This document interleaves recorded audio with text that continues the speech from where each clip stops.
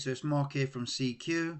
So one of the biggest challenges that we find from businesses is all based around scheduling, how time consuming it is and how much of a hassle it is. So I'm going to quickly walk you through how CQ handles scheduling in a way that saves you time and keeps you more organized. So in the schedules, you've got your day view. So this shows you how much available time people have got. If there's postcodes set where they are, so you can see if there's similar postcodes. And then you can come through to the week view. And this is the main view where you can see on Monday your different workers, what times they've got, etc. You can also scroll across. So if you need to see next week and the week after to see, right, are we free on a Wednesday at 1:15, scroll across the weeks and see. You can drag and drop. So if something changes, someone calls in, or you need to move that across to someone else, you can do that. You can edit the schedule specifically, or you can choose a time slot and then click on that time slot and then select a job that you've created, and then you can schedule that job. So inside of here, of course, you give it your title, you assign it to whoever it is that you want to assign it to. You can choose a category, and then you're going to come here and set your time. So if I were to select here for 10 o'clock today, and then say to 11:30, and set that. Now I can create this as a recurring schedule. So I want to do this weekly and I want to do this for the next 10 weeks. Then this is on a Tuesday, so I set that to work on a Tuesday, and then I can check the availability. So here I've got a clash. I can see what the clash is. I can iron out, drag and drop, move either one of these, or I can move this up to here and pull it down to a different day. So this way I can iron out any clashes, etc.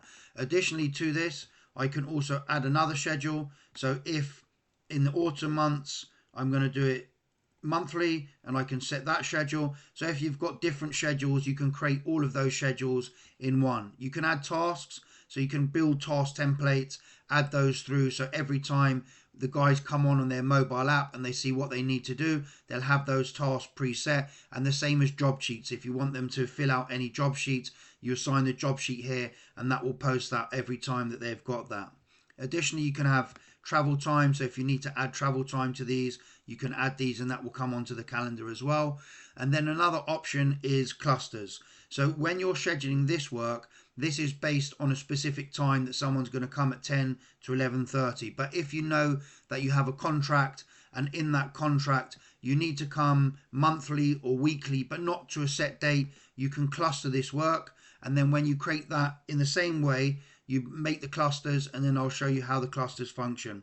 So when you come into the clusters, you'll see here that we've got two jobs. In these two jobs, I can see what my guys have got here. And then in these two jobs, the red would tell you that you're late. Green is that you're on time. And red is that blue is that you're early. So you can see here, come across, right, this is on time, move that to him, drag that in. Vice versa, you can do that for this one, drag that appointment in, and that way you can just drag and drop and schedule across.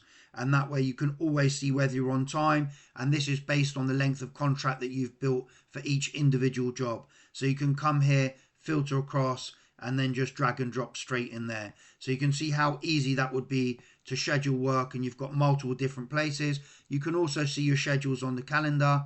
So if this is of interest to you and you can see this would save you time, then please do just get in touch with us, and we can understand how your business functions and show you how you would bring your scheduling into this.